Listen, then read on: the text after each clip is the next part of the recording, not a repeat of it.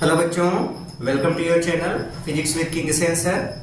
आज हम लेकर के आए हैं आप लोगों के लिए चैप्टर एरर एनालिसिस का पार्ट 2 सेकंड वीडियो, जिसमें हम लोग सीखेंगे त्रुटियों की गणना कैसे करते हैं और त्रुटियां कितने ढंग की होती हैं, जैसे माध्य, निरपेक्ष त्रुटि, प्रतिशत त्रुटि, ये सारी चीजों के बारे में आज हम लोग बात करने वाले हैं। तो सबसे पहले बच्चों हेडिंग लगाते हैं कि कैलकुलेशन ऑफ एरर कैसे करते हैं। आ जाइए, हेडिंग लगाते हैं, इसको हम लोग बोलते हैं त्रुटियों की गणना। त्रुटियों की गणना, कैलकुलेशन ऑफ एरर्स, ये हम लोग की आज की टॉपिक है, कैलकुलेशन ऑफ एरर्स, त्रुटियों की गणना।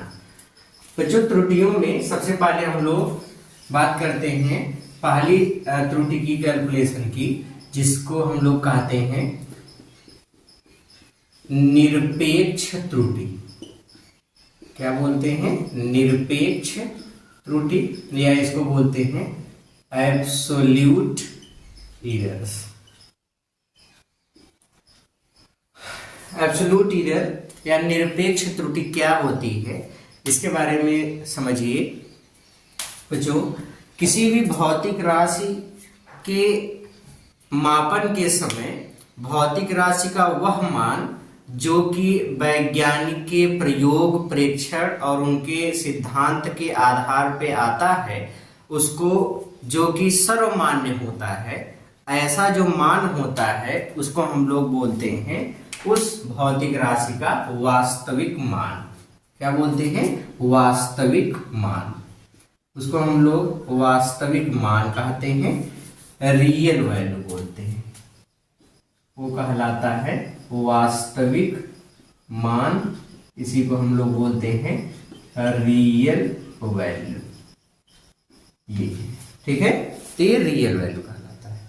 ठीक है, एक दूसरा मान जो कि हम लोग किसी राशि का प्रयोग, किसी राशि के माप में प्रयोग करते समय, नापते समय, उस राशि का मापने के बाद, प्रयोग करने के बाद जो मान मिलता है, किसी भौतिक राशि का माप हमको करना है, किसी भौतिक राशि का मेजरमेंट हम ले रहे हैं, तो उस राशि को मापने के बाद जो मान मिला या प्रयोग करने के बाद जो मान मिलता है, उस मान को हम लोग बोलते हैं प्रेक्षित मान। प्रेक्षित मान, ऑब्जर्व्ड वैल्यू, या इसी को हम लोग बोलते हैं प्रायोगिक मान। क्या बोलते हैं? प्रायोगिक मान, एक्सपेरिमेंटल वैल्यू। ओके, तो इसको बोलेंगे ऑब्जर्व्ड वैल्यू, या इसी को बोलेंगे एक्सपेरिमेंटल वैल्यू। ये एक बार फिर से समझिए, वास्तविक मान किसी भौतिक राशि का वह मान होता है जो कि वैज्ञानिक के विभिन्न प्रेक्षणों, सिद्धांतों और सब कैलकुलेशन के बाद आता है, तो उस मान को वास्तविक मान कहते हैं। ये सर्वमान्य होता है। प्रेक्षित मान या ऑब्जर्व्ड मान होता है जब हम उसी राशि को उसी सिद्धांत की सहायता से प्रयोग करते हैं, नापते हैं, तो नापने के बाद जो वैल्यू मिलती है उसको हम लोग प्रेक्षित मान खाते हैं, या प्रयोग, या उसी को बोलते हैं प्रायोगिक मान। तो ये होता है। निरपेक्ष त्रुटि क्या होती है? तो निरपेक्ष त्रुटि होती है किसी जो भौतिक राशि का रियल वैल्यू है और जो प्रायोगिक या प्रेक्षित मान है उसी के बीच का अंतर। तो हम लोग ऐसे भी कह सकते हैं कि जो हमारी निरपेक्ष त्रुटि है, एब्सोल्यूट एरर है, ये अंतर होता है। किसके किसके बीच का अंतर होता है? तो ये अंतर होता है वास्तविक मान डिफरेंस प्रायोगिक मान। वास्तविक मान डिफरेंस प्रायोगिक मान। और हम इसको ऐसे भी डिफाइन कर सकते हैं, अगर इसकी परिभाषा हमको लिखना हुआ तो एक लाइन में हम लोग इसको परिभाषित कर सकते हैं किसी भौतिक राशि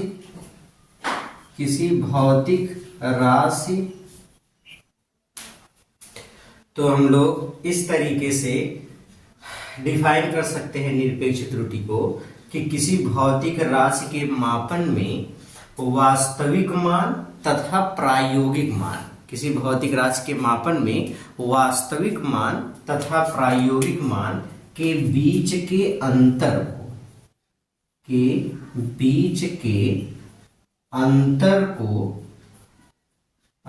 को निरपेक्ष त्रुटि कहते हैं, के अंतर को निरपेक्ष त्रुटि कहते हैं। निरपेक्ष त्रुटि बच्चों अंतर होता है वास्तविक मान और प्रायोगिक मान का। अंतर हमेशा बड़ी संख्या से छोटी संख्या को घटा करके प्राप्त किया जाता है। अगर इसका मान बड़ा है, इसका मान छोटा है, तो प्रायोगिक मान में से वास्तविक मान को घटा देंगे। अगर इसका मान बड़ा है, इसका मान छोटा है, तो वास्तविक मान में से प्रायोगिक मान को घटा देंगे। पर दोनों केस में रिजल्ट हमारा पॉजिटिव आना चाहिए। जो मतलब अंतर आएगा वह एक धनात्मक संख्या आनी चाहिए। तो जो निरपेक्ष त्रुटि होती है वह एक धनात्मक संख्या होती है। ठीक है, तो इस तरीके से निरपेक्ष त्रुटि किसे कहते हैं? तो आंसर है किसी भौतिक राशि के मापन में वास्तविक मान तथा प्रायोगिक मान के बीच के अंतर को ही निरपेक्ष त्रुटि कहा जाता है। तो ये तो निरपेक्ष त्रुटि हो गई। तो इस तरीके से हम लोग एब्सोल्यूट एरर कैलकुलेट करेंगे। अभी मान लो कि हमसे ये कहा दिया गया, एग्जाम्पल एक देखिए, जैसे कहा दिया गया कि हम नाप रहे हैं, कोई एक्सपेरिमेंट कर रहे हैं कि एक भौतिक राशि, जैसे स्मॉल जी की बात करें तो जी का किसी स्थान पे मान है 9.8 मीटर प्रति सेकंड स्क्वायर। तो ये जो मान किसी स्थान पे हमको दे दिया गया कि ये फिक्स वैल्यू है, उस मान को हम लोग बोलते हैं कि यह रियल वैल्यू है, ये वास्तविक मान हो गया। अब हम इसी मान को खुद से उस स्थान पे जी का मान प्रयोग से निकाल रहे हैं। तो जो मान हम लोग प्रयोग करके निकालेंगे उसको बोलेंगे एक्सपेरिमेंटल। उसको क्या बोलेंगे? एक्सपेरिमेंटल। तो ये प्रायोगिक मान होगा। मान लो हमने प्रयोग करके मान निकाला तो वो मान मिल गया हमको 9.85 मीटर पर सेकेंड स्क्वायर। कितना हो गया? अब देखिए रियल वैल्यू इतनी थी, एक्सपेरिमेंटल वैल्यू इतनी हो गई। तो उसी स्थान पे अब अगर हमको, या मतलब अब इस माप में अगर निरपेक्ष त्रुटि की बात कही जाएगी तो इसलिए निरपेक्ष त्रुटि या एब्सोल्यूट एरर ये किसके बराबर होगा? एब्सोल्यूट एरर किसके बराबर होगा? तो एब्सोल्यूट एरर हो जाएगा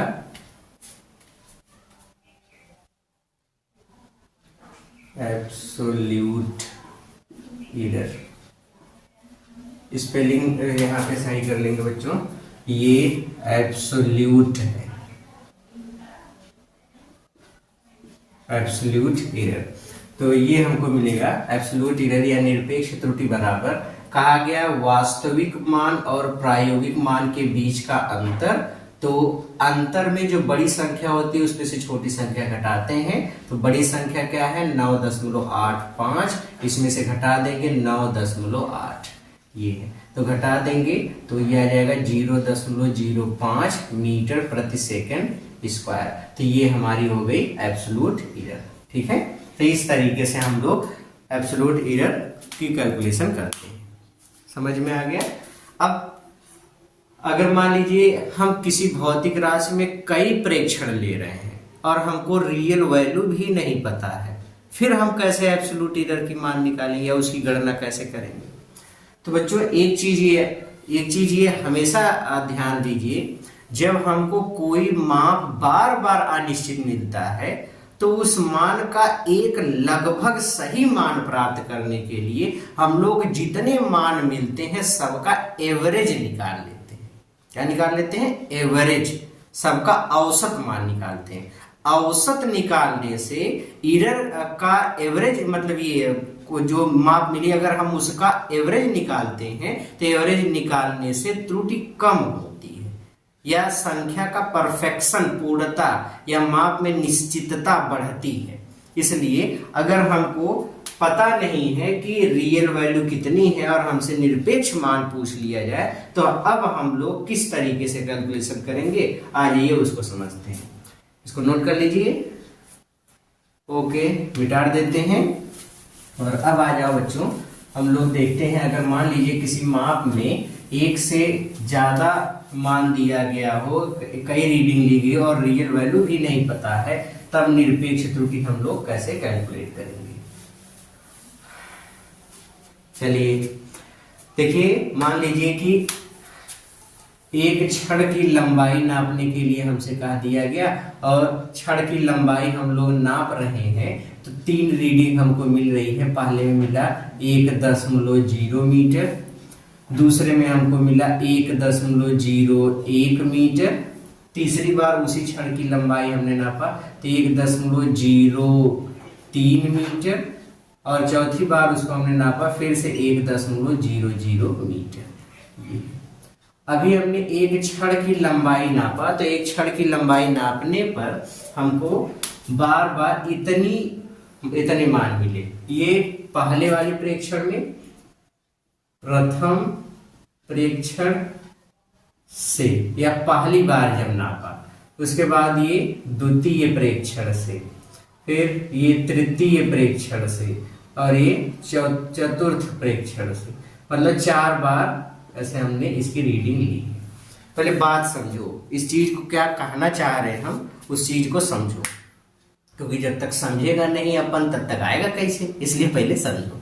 ठीक है, देखो मान लो हमसे ये कहा गया कि रियल वैल्यू हमको पता ही नहीं है, रियल वैल्यू हमको पता ही नहीं है और हमसे कहा गया है कि निरपेक्ष त्रुटि बताओ कि माप में कितनी कितनी निरपेक्ष त्रुटियां होंगी। तो ऐसी सिचुएशन में जैसे हमसे कहा था यही मार्कर पेन है, इसकी लंबाई हमने पहली बार नापा इतना आया, दोबारा नापा इतना आया, फिर तीसरी बार नापा इतना, चौथी बार नापा इतना है, तो सबका मान ऐसे अलग अलग आ गया। ठीक है, अब रियल वैल्यू एक्चुअल में कितना है पता नहीं है, तो ऐसे समय में हम लोग क्या करते हैं, पहले जितना मान हमको मिला है उस मान की सहायता से हम लोग रियल वैल्यू कैलकुलेट करने की कोशिश करते हैं और रियल वैल्यू हमेशा निकाली जाती है किससे, तो आंसर है एवरेज से। जब मान कई तरीके से डिफरेंट कर रहा हो, मतलब मान अलग अलग हो, तो और एक्यूरेट क्या है पता नहीं, तो हम लोग एवरेज निकाल करके एक्यूरेट पता कर लेते हैं। ये बड़ी चालाकी वाला काम, तो थोड़ी सी चालाकी हम लोग यूज कर लेते हैं और हम लोग निकाल लेते हैं इसका एवरेज वैल्यू, जिसको हम लोग रियल वैल्यू भी बोल सकते हैं। तो ये रियल वैल्यू कहलाएगा, जिसको हम लोग एवरेज वैल्यू भी बोलेंगे। ये एवरेज निकाल लो, तो एवरेज कैसे निकालते हैं, जितनी संख्याएं जितना माप लिया गया है सबको जोड़ लो, 1.00, 1.01, फिर प्लस 1.03 और फिर प्लस 1.00 और जितनी संख्याओं को जोड़ा गया है सबको काउंट करके उसी से भाग कर दो। 4 संख्याओं को जोड़ रहे हैं तो 4 से भाग कर दीजिए। अब जब सबको हम लोग जोड़ लेते हैं तो यहां से हमको मिल जाएगा रियल वैल्यू बराबर, जोड़ लो 1 2 3 4, तो पहले तो 4 ये हो ही गया दशमलव। अब देखिए 0 + 3 + 1 मतलब 4 मिला, फिर उसके बाद 0 0 0, तो ये हो गया 4.04 और फिर बटे में 4। अब इसका जब भाग कर लेते हैं तो ये मिल जाता है 1.01। ये जो मान हमको मिला, इस मान को हम लोग बोलेंगे रियल वैल्यू। अब हमारी समस्या ही खत्म, अब हमारी समस्या ही खत्म। नहीं तो पहले नहीं वो ऐसे कहते लो फिर तुमने समस्या बदल डाली अगर समस्या रहती तो, लेकिन समस्या ही ये नहीं है। तो यहां से हमको मिल गया रियल वैल्यू किसके बराबर आ गई, तो रियल वैल्यू आ गई 1.01 की, ये हो गया। ठीक है, तो ये 1.01 हो गया। अब हमको कहा दिया गया है कि बताइए निरपेक्ष त्रुटियां कितनी कितनी होंगी, इतने प्रेक्षण हमको लिए गए, बताओ निरपेक्ष त्रुटि कितनी कितनी। तो प्रथम प्रेक्षण से निरपेक्ष त्रुटि क्या होगी, तो प्रथम प्रेक्षण से निरपेक्ष त्रुटि निकालेंगे। तो पहली बार निरपेक्ष त्रुटि निकालेंगे तो कैसे लिखेंगे? निरपेक्ष त्रुटि होता क्या है? निरपेक्ष त्रुटि पहली बार प्रेक्षण से जब निकाल रहे हैं तो ये हमको मिलेगा, निरपेक्ष त्रुटि होता वास्तविक मान और प्रायोगिक मान के बीच का अंतर। तो वास्तविक मान कितना है? 1.01, इसमें से अंतर निकाल लो 1.00, तो बराबर 0.01। तो पहले प्रेक्षण से निरपेक्ष त्रुटि इतनी आ गई। फिर इसी तरीके से द्वितीय प्रेक्षण से दूसरी बार जब प्रेक्षण करते हैं तो ये हमको मिलेगा वैल्यू 1.01, इसमें से घटा दो 1.01, तो जब अंतर निकालेंगे तो कितने का आएगा? 0 का, मतलब कोई एरर नहीं मिलेगी। तीसरी बार जब निकालेंगे तृतीय प्रेक्षण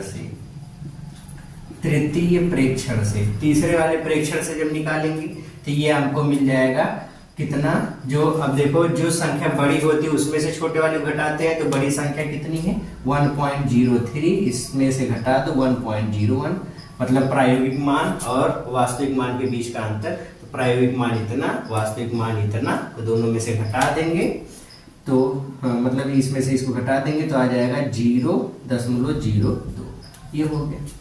फिर लास्ट वाला जो ऑब्जर्वेशन है चतुर्थ प्रेक्षण, तो चौथे वाले प्रेक्षण से कितना मिलेगा? तो real value minus experimental value, तो रियल वैल्यू वो, एक्सपेरिमेंटल वैल्यू वो, दोनों का अंतर, मतलब बड़ी संख्या छोटी संख्या घटाना है। तो इन दोनों में बड़ा कितना है? 1.01, छोटा क्या है? 1.00, घटा दिया तो 0.01।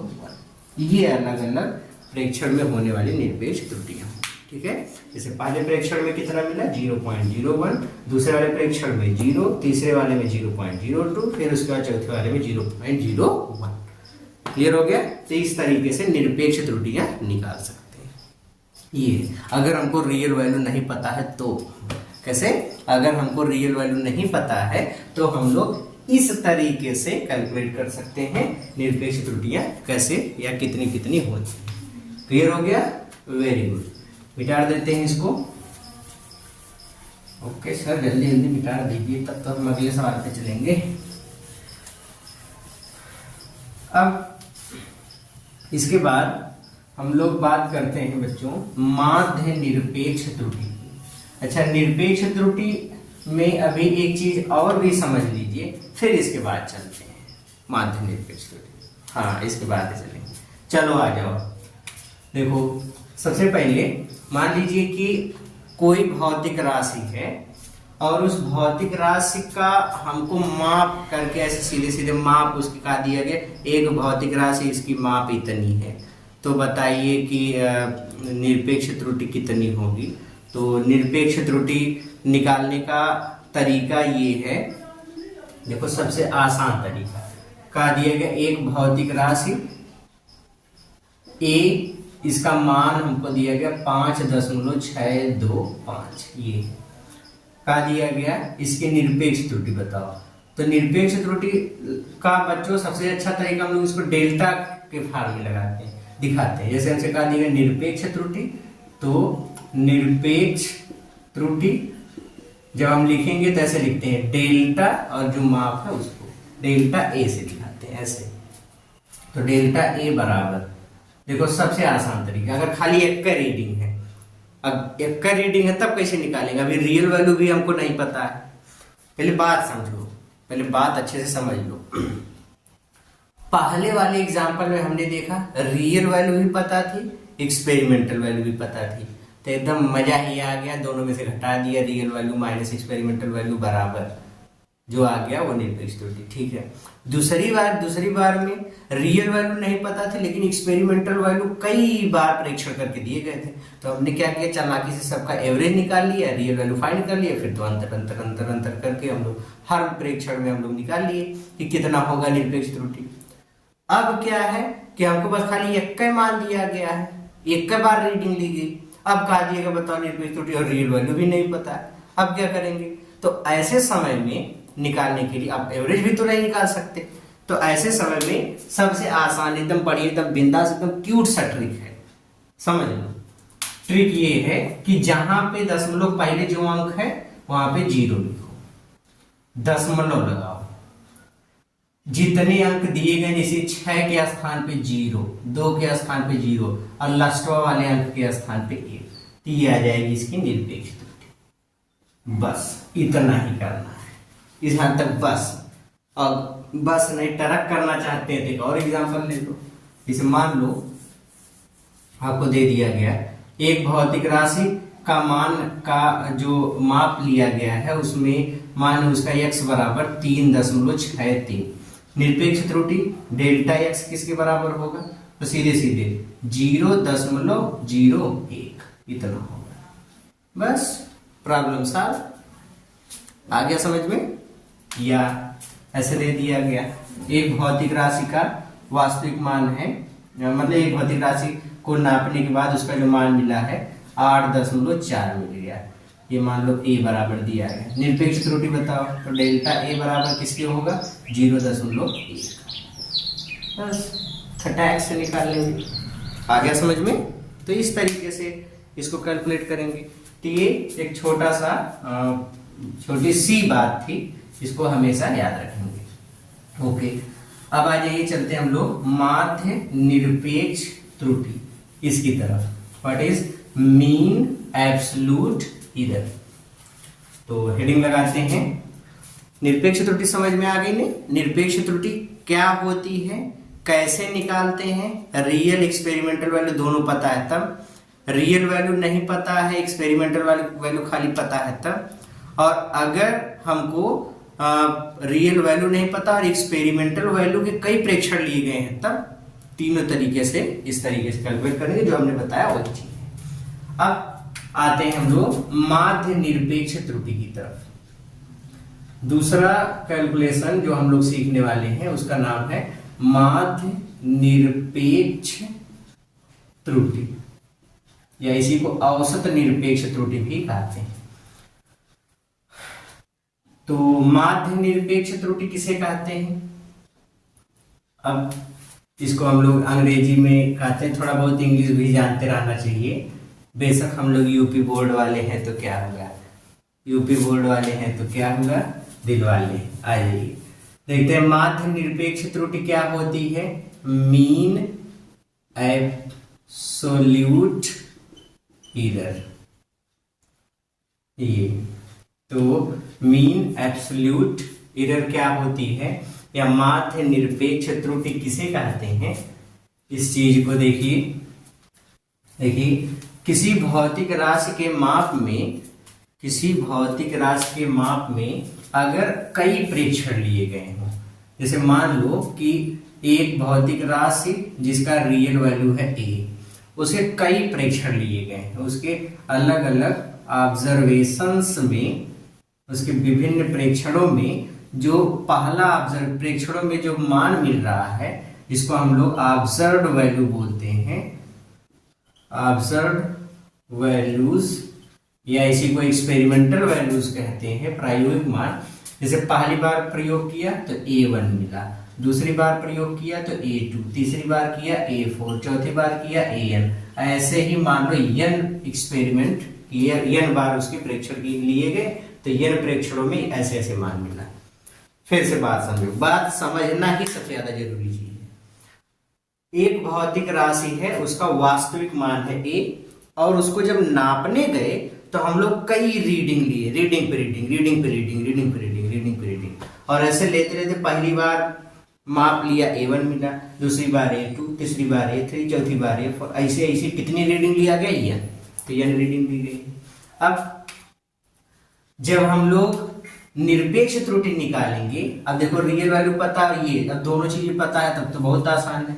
निरपेक्ष त्रुटियां कितनी होंगी, तो एब्सोल्यूट एरर्स कितनी होंगी निरपेक्ष त्रुटियां, तो फर्स्ट ऑब्जर्वेशन इससे कितना मिलेगा। देखो निरपेक्ष त्रुटि होती क्या है, तो निरपेक्ष त्रुटि होती है रियल वैल्यू और प्रेक्षित मान, या जो एक्सपेरिमेंटल वैल्यू, ऑब्जर्व वैल्यू, इनके बीच का अंतर। ओके, तो फर्स्ट ऑब्जर्वेशन से जो निरपेक्ष त्रुटि मिलेगी, तो पहली बार ऑब्जर्वेशन से निकाल रहे हैं तो डेल्टा ए, ये सिंबल है निरपेक्ष त्रुटि का। फर्स्ट ऑब्जर्वेशन के लिए डेल्टा ए 1 ऐसे लिखेंगे। ये बराबर किसके होता है, रियल वैल्यू डिफरेंस जो ऑब्जर्व वैल्यू है, a difference A1। Okay, second observation से जब निकालेंगे तो सेकेंड ऑब्जर्वेशन से जो हमको निरपेक्ष त्रुटि लिखना है वो कैसे लिखेंगे, तो देखो निरपेक्ष त्रुटि को डेल्टा ए से दिखाते हैं। सेकंड के लिए, दूसरी बार के लिए A2 कर लो, बराबर कितना हो जाएगा, तो real value A, experimental value A2, दूसरी बार प्रेक्षण से कितना मिला A2, तो कितना हो जाएगा A माइनस A1 या A दूसरी बार में A माइनस A2, या डिफरेंस भी बोल सकते हैं A डिफरेंस A1 या दूसरी बार में A difference A2। Third observation से कितना मिलेगा, तो थर्ड ऑब्जर्वेशन इससे जब निकालेंगे तो डेल्टा A3 बराबर A डिफरेंस A3। ऐसे चूंकि n प्रेक्षण लिए गए हैं तो n या nवे ऑब्जर्वेशन से कितना मिलेगा, तो nवे ऑब्जर्वेशन से हमको मिलेगा डेल्टा A n, ये निरपेक्ष त्रुटि हो गई, बराबर रियल वैल्यू डिफरेंस nवा प्रेक्षित मान कितना है A, तो इतना मिल गया। तो ये देखो पहले बार में हमको निरपेक्ष त्रुटि मिली डेल्टा A1, दूसरी बार में कितना मिली डेल्टा A2, तीसरी बार में डेल्टा A3, चौथी बार में डेल्टा A4, ऐसे करते जाएंगे तो nवे वाले में डेल्टा AN। ओके, तो ये निरपेक्ष त्रुटियां हो गई। अब हमसे कहा गया कि बताओ माध्य निरपेक्ष त्रुटियां क्या होती हैं, माध्य निरपेक्ष त्रुटि कैसे निकालेंगे, तो नाम से क्लियर है, माध्य निरपेक्ष त्रुटि मतलब किसी प्रेक्षण में जितनी निरपेक्ष त्रुटियां मिलती हैं सबका हम माध्य निकाल लें, सबका एवरेज निकाल लें, सबका समांतर माध्य निकाल लें। तो हम डिफाइन भी ऐसे कर सकते हैं, विभिन्न प्रेक्षणों में प्राप्त निरपेक्ष त्रुटियों का समांतर माध्य, समांतर माध्य, इसी को हम लोग क्या बोलते हैं, माध्य निरपेक्ष त्रुटि। क्या बोलते हैं, माध्य निरपेक्ष त्रुटि। विभिन्न प्रेक्षणों में प्राप्त निरपेक्ष त्रुटियों का समांतर माध्य ही माध्य निरपेक्ष त्रुटि कहलाता है। तो ये होता है माध्य निरपेक्ष त्रुटि। तो अगर हम लोग यहां पे देखिए इस केस में, तो इस केस में माध्य निरपेक्ष त्रुटि कितनी होगी, तो हम यहां से लिख सकते हैं माध्य निरपेक्ष त्रुटि या मीन एब्सोल्यूट एरर। तो माध्य निरपेक्ष त्रुटि जिसको हम लोग डेल्टा ए बार से दिखाते हैं, किसे दिखाते हैं, डेल्टा ए बार बराबर माध्य निरपेक्ष त्रुटि किसके बराबर हो जाएगी, तो माध्य निरपेक्ष त्रुटि बराबर जितनी निरपेक्ष त्रुटियां मिली सबका समांतर माध्य या सबका औसत। पहली बार में निरपेक्ष त्रुटि कितना मिला है, डेल्टा A1, औसत निकालते हैं सभी संख्याओं का योग बटे सब संख्या, तो कितना हो जाएगा डेल्टा A1 फिर प्लस दूसरी बार में निरपेक्ष त्रुटि डेल्टा A2, तीसरी बार में निरपेक्ष त्रुटि डेल्टा A3, ऐसे n प्रेक्षण लिया गया तो dot dot dot delta AN और इसमें भाग कर देंगे, कुल n बार हम लोग निरपेक्ष त्रुटि निकाले हैं तो n से, तो ये जो हमको मान मिलेगा इसी को हम लोग बोलेंगे माध्य निरपेक्ष त्रुटि। तो ये हो गया मीन एब्सोल्यूट एरर, समझ में आ गया। तो इस तरीके से हम लोग माध्य निरपेक्ष त्रुटि निकालते हैं कि जितने प्रेक्षण हम लिए हैं सबका हम पहले निरपेक्ष त्रुटि निकाल लें अलग अलग प्रेक्षण, फिर सबका समांतर माध्य निकाल लें, तो उसी को बोलेंगे मीन एब्सोल्यूट एरर, तो वो माध्य निरपेक्ष त्रुटि कहलाता है। ओके, अब अगले कैलकुलेशन पे चलते हैं जिसको हम लोग बोलेंगे सापेक्ष या भिन्नात्मक त्रुटि। आ जाइए अब चलते हैं अगले कैलकुलेशन पे जिसका नाम है सापेक्ष या इसी को हम लोग कहते हैं भिन्नात्मक त्रुटि।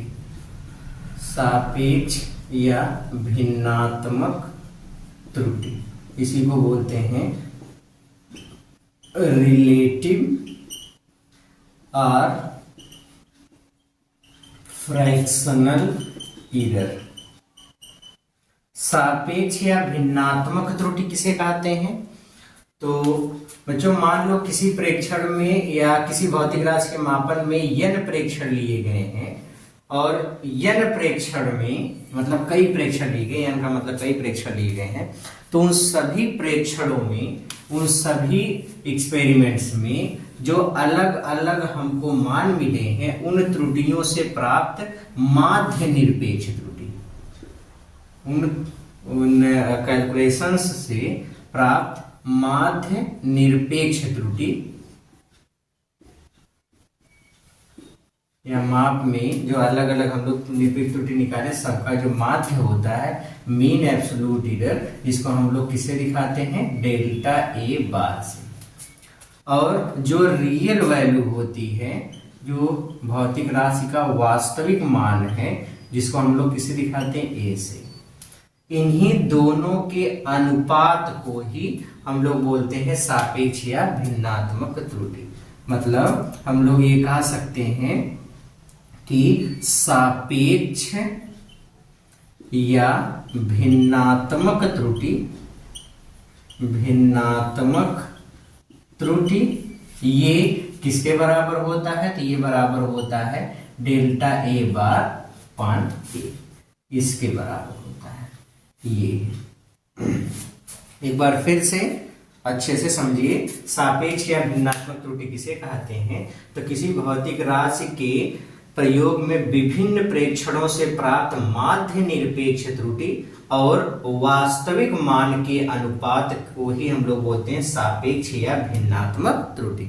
इसको बोलते हैं रिलेटिव या फ्रैक्शनल एरर। तो डेफिनेशन मैं यहाँ पे लिख देता हूँ इन द बगलियां। आ जाइए साइड में लिख लेते हैं इसकी परिभाषा। किसी भौतिक राशि, किसी भौतिक राशि के विभिन्न, किसी भौतिक राशि के माप में विभिन्न प्रेक्षणों से प्राप्त, विभिन्न प्रेक्षणों से प्राप्त माध्य निरपेक्ष त्रुटि, माध्य निरपेक्ष त्रुटि तथा वास्तविक मान, वास्तविक मान के अनुपात को, अनुपात को माध्य, अनुपात को क्या बोलते हैं? सापेक्ष या भिन्नात्मक त्रुटि कहते हैं। ये हो गया। तो सापेक्ष या भिन्नात्मक त्रुटि किसे कहते हैं? तो इसकी एक डेफिनेशन हमने लिख दी। क्या होता है? तो डेफिनेशन है किसी भौतिक राशि के माप में विभिन्न प्रेक्षणों से प्राप्त माध्य निरपेक्ष त्रुटि तथा वास्तविक मान के अनुपात को ही सापेक्ष या भिन्नात्मक त्रुटि कहते हैं। और सापेक्ष या भिन्नात्मक त्रुटि बराबर डेल्टा ए बार बटे ए। अब मान लो कि विभिन्न प्रेक्षणों से प्राप्त माध्य निरपेक्ष त्रुटि जो निकाला गया उसमें कई प्रेक्षण लिए गए। अगर माप में खाली एक का प्रेक्षण लिया गया, मतलब बस खाली एक बार इसका प्रयोग किया गया, तो एक का रीडिंग मिलेगी, तो कई रीडिंग तो मिलेगी, तब हम लोग कैसे निकालेंगे? उसके लिए देखो, अगर यदि माप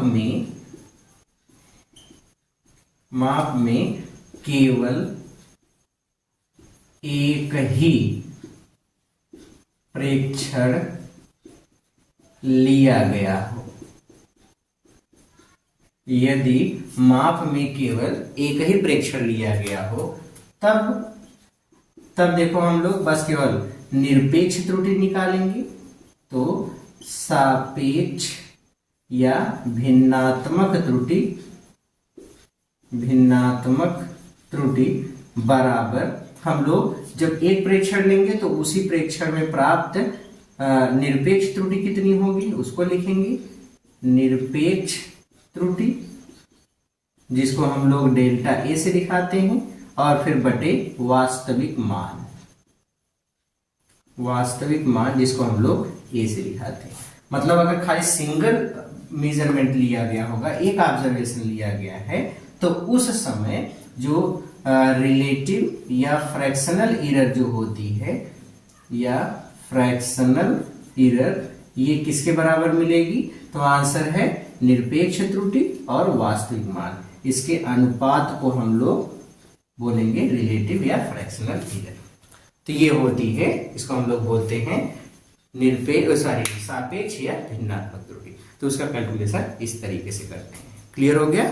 ओके। अब आ जाइए, लेते हैं हम लोग लास्ट में अंतिम कैलकुलेशन, जिसको हम लोग बोलते हैं प्रतिशत त्रुटि। एक लाइन की बात है, बहुत ही छोटी सी चीज है प्रतिशत त्रुटि में, वही हम लोगों को समझना है। आ जाइए, बात कर लेते हैं परसेंटेज एरर की।